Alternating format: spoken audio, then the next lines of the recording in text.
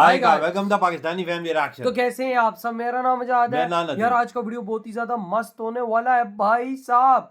भारत और चाइना ने मिलाया आपस में दोस्ती का हाथ। रशिया को बचाया एफएटीएफ की लिस्ट में जाने से। पाकिस्तान की फटी ना हो यार, कसम से भाई, ये क्या हो गया? ओए ऐसा किया हुआ चाइना तो इंडिया ने हो मिल के हो यार ये और मुझे रशिया को समझ बचा आ लिया। ये हो क्या रहा है? मोदी का कौन सा ऐसा जादू फैल रहा है भाई साहब कि चाइना इंडिया के साथ हाथ हाँ ना, मिला ये देख ले ए भाई साहब, ये तो 5 साल से आपस में भाई साहब बातचीत भी नहीं करते थे। वही ना, ये तो वॉच करते हैं भाई। ये तो बहुत बड़ी अपडेट आ रही है। स्टार्ट।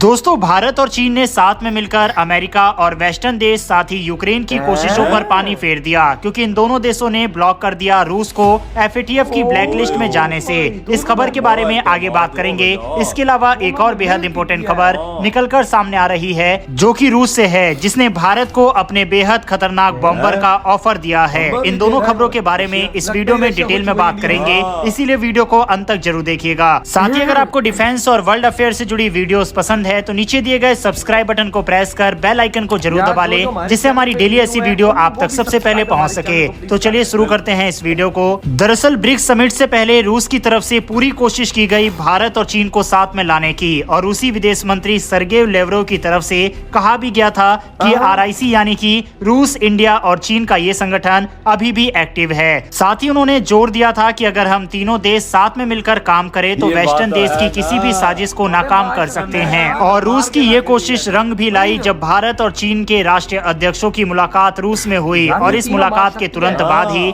भारत और चीन ने साथ में मिलकर रूस को एक बड़े प्रतिबंध और संकट से बचा लिया।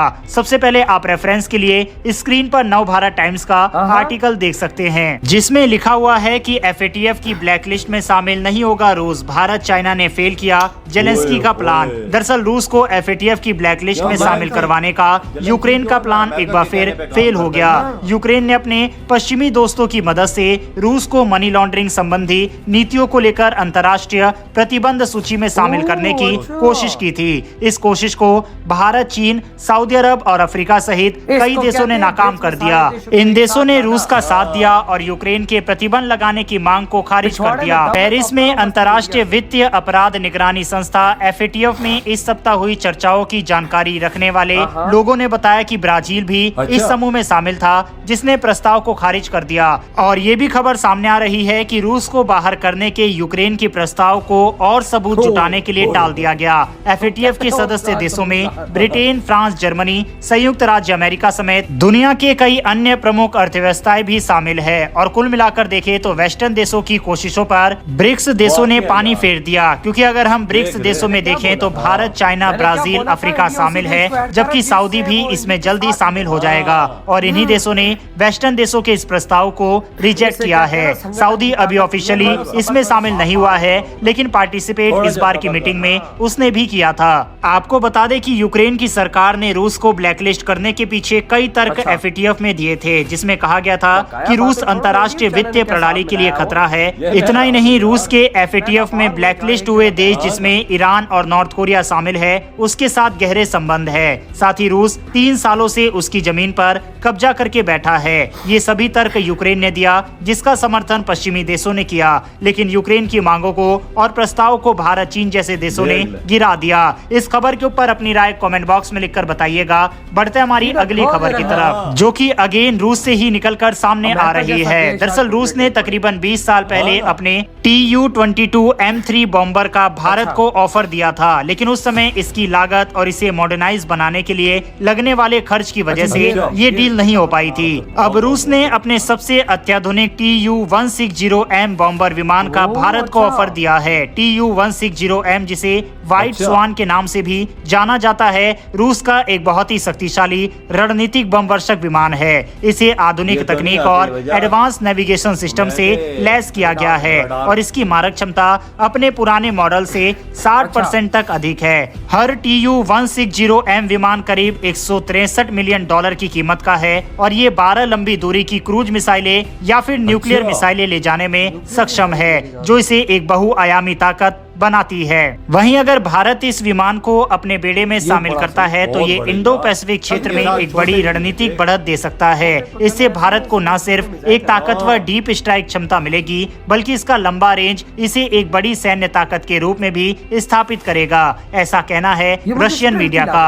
अब तक भारतीय वायुसेना और नौसेना ने मुख्य रूप से मल्टी रोल फाइटर जेट्स पर ज्यादा ध्यान दिया है और उसके पास कोई समर्पित रणनीतिक बम वर्षक विमान नहीं है। हालांकि भारत रूस से इस बम वर्षक विमान को खरीदेगा, इसकी संभावना तो न के बराबर है, क्योंकि इन विमान को मेंटेन करना काफी ज्यादा महंगा होता है। इसके साथ ही भारत ज्यादातर focus multi role fighter jet पर करता है। इस बात में कोई डाउट नहीं है कि अगर भारत के पास बम वर्षक विमान होंगे तो भारत की ताकत बढ़ेगी। साथ ही ये एक साइकोलॉजिकल प्रेशर भी दुश्मन पर बनाएगा, क्योंकि इसकी रेंज 12,000 किलोमीटर है, वह भी बिना रिफ्यूलिंग के, और 12 मिसाइल या फिर न्यूक्लियर हथियार ले जाने की क्षमता इसे बेहद खास बनाता है। लेकिन जैसा कि हमने कहा कि भारत इसमें इंटरेस्ट दिखाएगा, इसकी संभावना कम है। लेकिन रूस की तरफ से जो ऑफर दिया गया, ये भारत और रूस की दोस्ती को जरूर दर्शाता है कि रूस किस तरह से अपने अत्याधुनिक से अत्याधुनिक हथियार भी भारत को देने से हिचकिचाता नहीं है।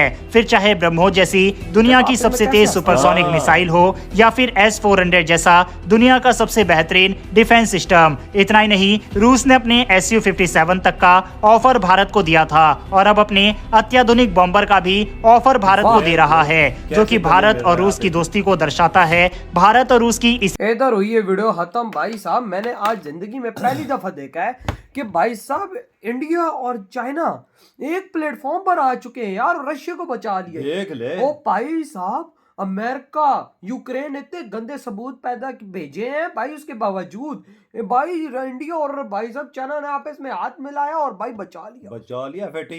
FATA लिस्ट में जाने वाला था और रशिया। भाई वही ना, और भाई साहब वहां पर ये बात टाल दी गई है कि भाई यूक्रेन और सबूत लाइए, सबूत काफी नहीं है। देख ले भाई ये देखो ना, इस दफा तो पहले ब्रिक्स के संगठन ने किस तरह से अपने एक ब्रिक्स के देश को बचाया, और ये सारे वही देश है जिन्होंने भाई साहब इसका बोला है कि ये रशिया को नहीं जाने चाहिए। सारे ब्रिक्स के मेंबर, सारे ब्रिक्स के मेंबर। भाई यूएन वालों सब्र करो, तुम्हारा बाप संगठन आ गया है। मैंने क्या बोला था कि इंडिया उसी देश को भाई साहब इधर ऐड कर रहा है जो देश हर, मैं कहता हूँ मरते दम पर भी इंडिया का साथ। सवाल मत है जा कि अमेरिका को मर्ची लगी कि इन्होंने ब्रिक्स क्यों बनाया हुआ है। असल चीज ये है वही ना भाई साहब, और क्योंकि 3 पावरफुल देश हैं बीच में, इंडिया हो गया, रशिया हो गया और चाइना हो गया। भाई साहब तभी तो वो रो रहा है कि भाई साहब अमेरिका नहीं तो जो दाव खेलता है वो उसे बंदा बचता नहीं है। लेकिन भाई साहब इधर चाइना और इंडिया एक प्लेटफॉर्म पे, मतलब पाकिस्तानियों देखो कि तुम्हारा नाजायज बाप और तुम्हारा सगा बाप एक साथ हो गए हैं। हाँ देख ले, अब पाकिस्तान किधर जाएगा भाई, तुम किधर जाओगे? चाइना ने तो हमें भी पिछवाड़े पे लात मारी, ब्रिक्स में हमारा नाम ही नहीं लिया, और देखो आज इंडिया के साथ खड़ा हो गया। उसने सीधा सीधा बोल दिया मैं इंडिया के साथ, और रशिया की जान बचाई है। और भाई फिर उसके बाद देखो रशिया ने भारत को अपने खतरनाक बॉम्बर्स का ऑफर दे डाला है, जो भाई इस खुशी में कि भाई इंडिया ने ये रशिया किसी को देता नहीं है, तुम्हारी बात है कि इसी खुशी में ये चीज हुई है। और भाई इंडिया का ऑफर इतना खतरनाक बॉम्बर है जिसके साथ न्यूक्लियर मिसाइल भी इतने, मतलब कि 10-12 लेके जा सकता है, 10-12 किस्म के बम लेके जा सकता है बगैर फ्यूल भरे, मतलब जो उसकी टंकी में फ्यूल होता है 12,000 किलोमीटर तक वो उड़ान, पूरे दुनिया के चक्कर लगा, मतलब दुनिया के एक कोने से दूसरे कोने पे वो जा सकते। फिर देख ले कितना खतरनाक है।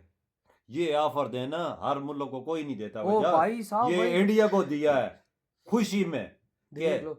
और भाई यार सच्ची बात, इंडिया के लिए क्या है, ये $150 मिलियन है, यानी $1.5 बिलियन के 10 जहाज भारत के पास। क्या है $1.5 बिलियन? इंडिया की तो आधे दिन की कमाई है 1.5 बिलियन। इतना आजकल इंडिया छाप रहा है कि भाई आधा दिन की कमाई में भारत ये 10 बॉम्बर अपने घर में ला सकता है। 700-800 के करीब पहुंचा, $1 मिलियन के करीब पहुंचा ना। तो भाई आपकी क्या थॉट है जो आज पहली बार चाइना और इंडिया एक प्लेटफॉर्म पर आके उन्होंने हाथ मिलाया है, और हाथ मिला के रशिया की जान बचाई कसम से। तो भाई आपकी क्या थॉट है? इधर वीडियो खत्म करते तो